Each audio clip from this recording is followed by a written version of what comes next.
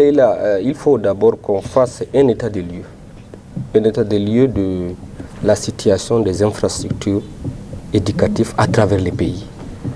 Et maintenant, on fait de façon spécifique, comme nous venons de voir, les Grands Nord et l'Est, parce que ce sont des zones à éducation prioritaire.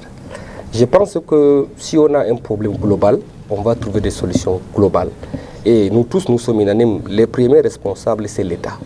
Mais l'État a besoin d'être accompagné. Par rapport aux revendications de mon grand-père, Guiba Gattama, 10 millions de nordistes. Vous voyez... Parce que l'accès à l'éducation fait justement partie de ces revendications-là. Vous voyez, les revendications de Guibaï sont légitimes. Et le souci est qu'il y a d'abord le problème global et le problème spécifique. D'où il est impératif, on va faire un état des lieux de tous les problèmes globaux et on résout de façon spécifique, région par région. Ah, les problèmes que pose Guiba Gattama sont légitimes. Bien sûr, c'est normal qu'un fils de terroir revendique les manquements dans sa localité. Je ne vois pas de problème à ce sens. C'est vrai que les gens, l'étiquette d'un tribaliste, ou peut-être c'est le repli identitaire, parce que les gens font la confusion entre la tribalité et le tribalisme. Si les gens se réunissent en communauté pour développer les coins, c'est pour tous les Camerounais. Oui.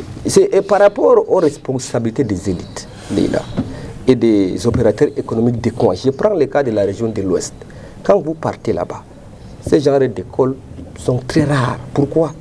Parce qu'ils ont compris que si l'État n'a pas assez de moyens pour faire tout, et aussi ils vont apporter leur contribution. Pourquoi nous, on ne copie pas les bons côtés de nos compatriotes de la région de l'ouest du pays?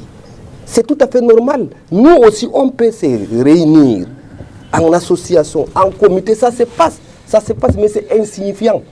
Les élites du Grand Nord ont le moyen. Les maires, les députés peuvent se réunir pour acheter les tables et bancs, pour construire cette école-là. Ça coûte combien, Leïla? Donc en fait, c'est un manque de volonté. Mais je ne sais pas, il faut qu'on les interroge. Parce que nous-mêmes, en tant que Camerounais, quand on voit ces images, ça nous désole. Pourquoi? Parce que des personnes ne veulent pas prendre leurs responsabilités et croiser les bras, attendre tout de l'État. C'est ça le problème. Si quelqu'un se lève et il va rencontrer les maires, il dit « Ok, moi je vais construire cette école ». Beaucoup le font. On reconnaît, même maintenant, à l'heure où nous parlons, il y a des élites qui sont sur le terrain pour distribuer des kits scolaires et des tables et bancs, à l'instar de l'association, la communauté du Grand Nord, qui est déjà sur le terrain, à l'extrême nord, dans la Damawa et l'extrême nord, pour dispatcher des kits scolaires. Il faut que nous-mêmes, Leïla, je me rappelle une réunion qui a été présidée par le très honorable Kavaye Djibril, à la permanence des partis de Maroua. Il a rappelé, parce que ce problème a été posé en pleine réunion des élites. Le député Amadou Sali de Bogo a posé la question.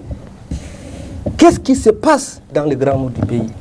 Il a énuméré des personnalités qui ont occupé des postes stratégiques. Et jusqu'à présent, on a ce problème-là.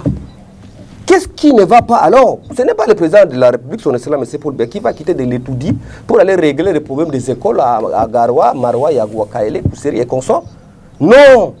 À un moment, Leïla, il faut que nous-mêmes, on prenne nos responsabilités. On s'assoit, on lève les fonds et on construit des écoles, on achète des tables et bancs pour les Camerounais.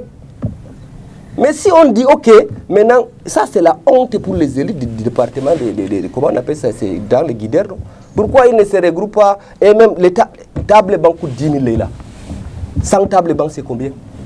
On se garganise avec nos gandoura qui coûtent dans les 1 million, 2 millions, mais voilà les priorités.